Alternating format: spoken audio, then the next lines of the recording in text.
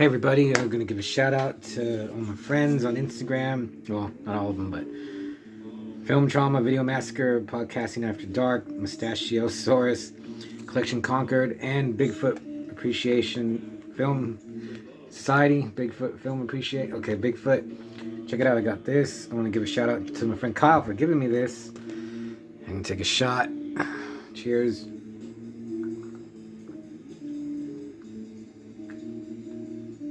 I'm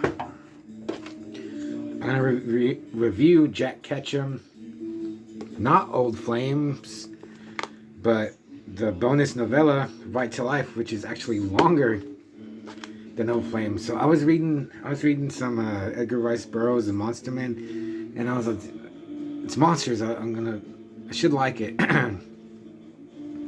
Wasn't that good. I had to put it down, start something else, and I just grabbed this. And man, Right to Life was really good. It's so crazy. Like, you know, I'm trying to read all my books, and you know, I'm just moving away. I want to move away from like hardcore, like depressing, real life crime stuff, and read about like monsters and sci-fi and aliens and, you know, more fun stuff. But I have to say that Right to Life was riveting. This lady's having an affair with a married man. He gets her pregnant. They agree to have an abortion. He takes her to get it, and she gets kidnapped right before she walks in. And it's this guy and his wife that they're anti-abortionists, and they say that they've kidnapped her because they want the baby. But then it just turns into like this dude's a maniac and just loves to torture and rape women. And it's pretty graphic. It goes into great detail of like his setup and everything, which is what I didn't want to read about, but it was so good. It's like, I think it's like 150 pages maybe.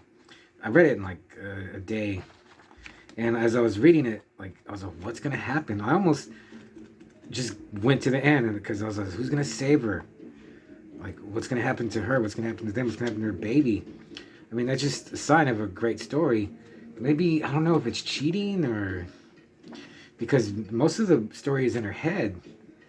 And it's, I mean, that wouldn't make for a good movie, but for reading, it was great. I'm so glad I read it.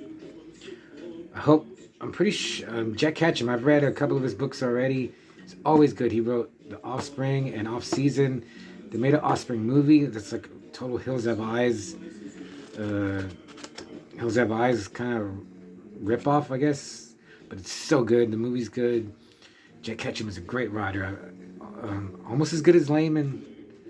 And they're both gone now. But there's a lot of Jack Ketchum books I haven't read. So yeah, if you want to read something just kicks ass and just is riveting and dark and yeah. And like I said, you know, I want to read about like monsters and like sea creatures and swamp dwellers, and werewolves.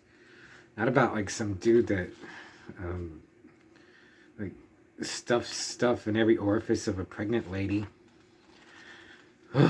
So that's I'm gonna read Old Flames. Actually, right now I'm reading the novelization for The Predator. That's another thing, movie novelizations. But I'm gonna stop. Also, PJ, where's my little? I'll just take a drink.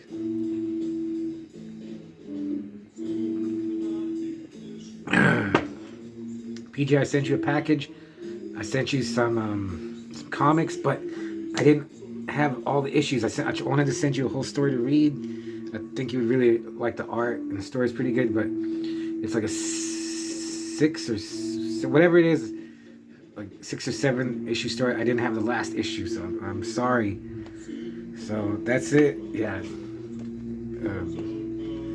This is so good. Like, this is one of the better books I've read in a while, even though it's a novella. So check out Jack Ketchum.